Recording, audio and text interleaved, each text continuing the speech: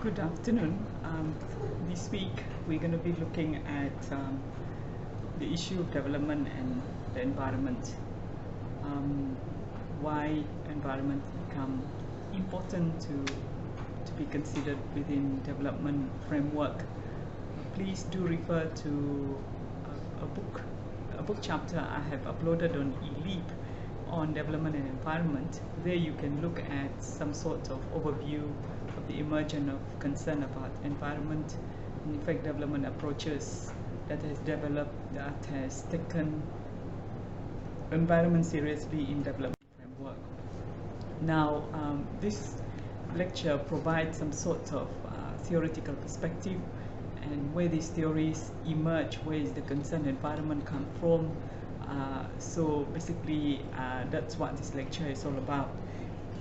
We shall begin with theory for the relationship between population and resources. There are a number of theories we'll be touching, and we also will be revisiting theories that we have seen so far, like modernization theory, socialist models of development, and their take on the natural environment and the environment itself.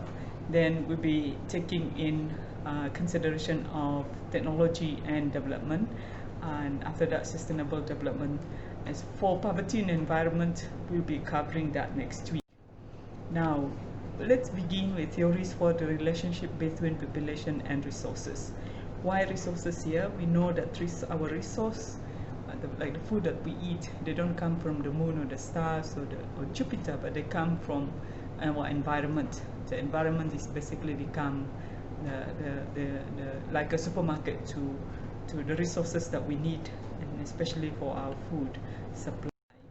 Now I wanted to look and focus on this human population growth chart, trying to understand why concern about resource and environment become important in development theories and sociology of development.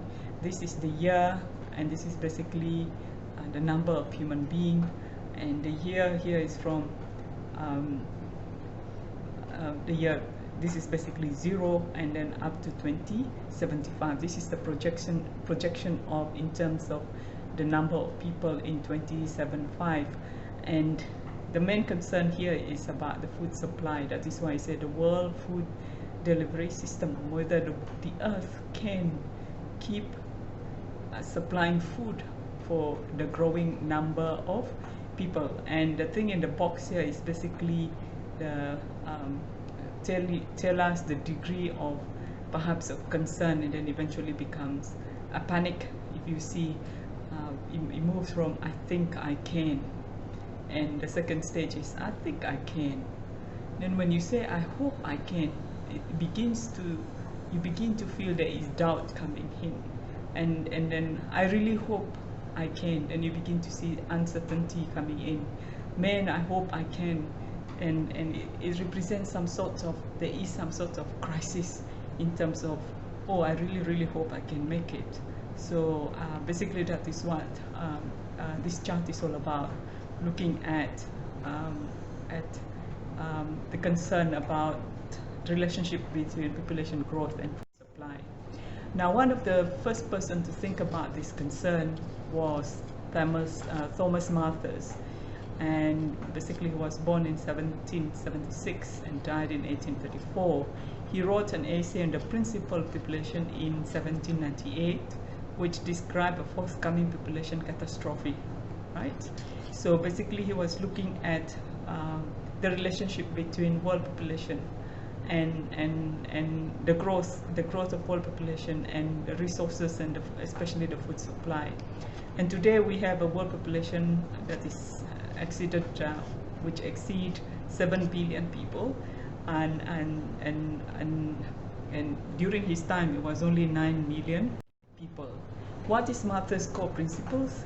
He said the first principle is, you must remember, it's food is essential for life.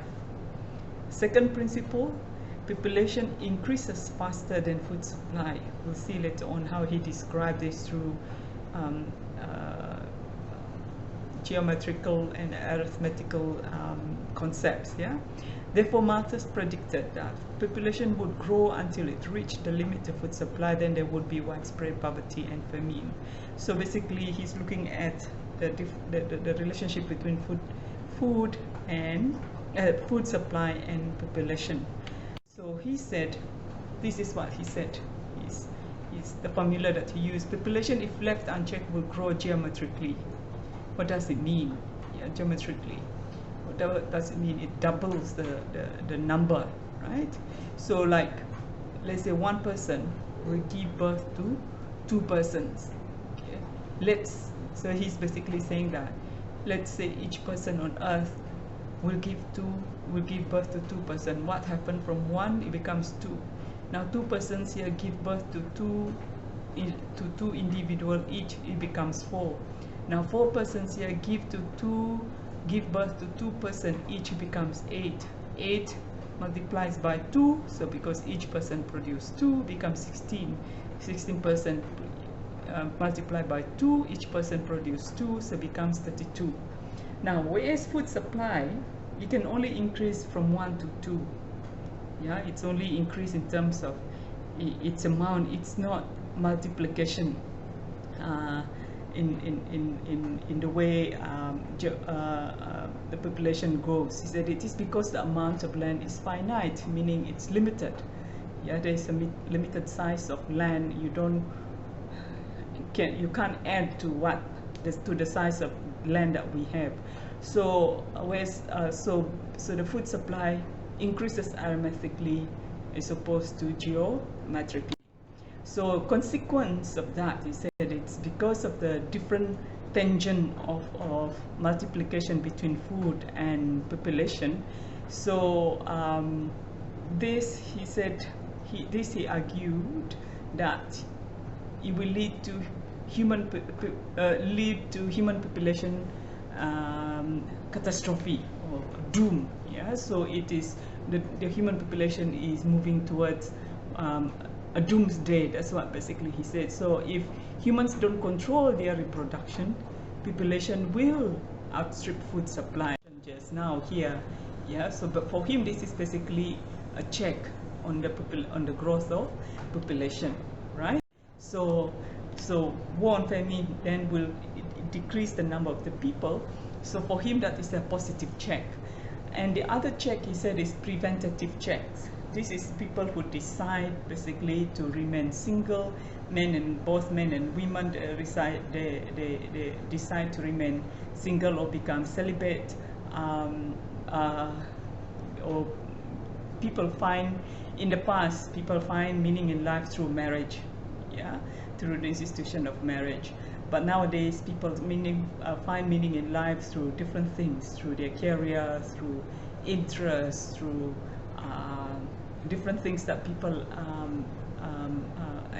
are enjoying, yeah.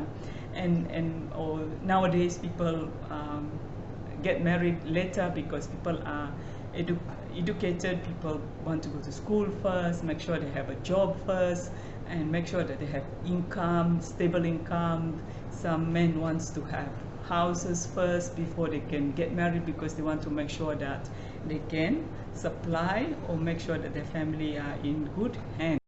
Yeah. So was Malthus right in his projection? Yeah. There are evidence to support Malthus.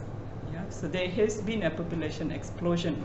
Yeah. So if we look, some authors or some scientists point Sahel region in Africa to support, yeah, Malthus projections. The repeated wars and famines in Sahel region suggest that population growth has outstripped food supply. This is basically the Sahel region in Africa that stretch from West Africa to basically to Sudan in East Africa. This is basically it. Yeah, the Senegal, Mauritania to Eritrea and Ethiopia and Sudan, this whole area here. So this is what they call Sahel. So many basically said the increase of number of population here has outstripped the food supply, therefore it led to famine and war between the people. So that is basically one of the ways to support Martha's notion, projection. And the other evidence to support is by FAO that says that more than 800 million people are chronically malnourished today, meaning there's not enough food supply for the world population. And in fact, UN said that by 2050, 4.2 billion people will be living in areas that cannot provide enough water for basic needs. So that is why some scholars project that the war in the future is not a war over fuel, not a war over other things, but to water. Water will be the main focus of crisis in the future. So that is basically what some people have projected, building on Martha's notion of catastrophe. What do you call it? Of demographic transition model in Taiwan. These are the first stage is 1951 to 1965. Second stage is 1966 to 1982. Third stage is 81 to 1995. Fourth is 1996 to 2010. Fifth is 2011 to 2025. So basically this is the fifth. Now if you look at Taiwan fertility rate here, so how you can see it has decreased, from first you see that going down to 70.5 to 4.82 so today it is 1.07, the total fertility rate. This is basically less people in Taiwan are producing babies, so less babies are being born and per person. So that's what we call. So this is what we call the later stages of demographic transition. So this is the fourth and the fifth are what they call the later stages of DTM. Now this is what you can see, that the growth, the trend of birth and fertility rate in Taiwan since 1951. See how high it is in 1951. So from 7 fertility rate to 1.07. So that is why they said it was said that Martha's didn't take these things into consideration. He didn't look at the later stages of DTM to explain the relationship between population and food.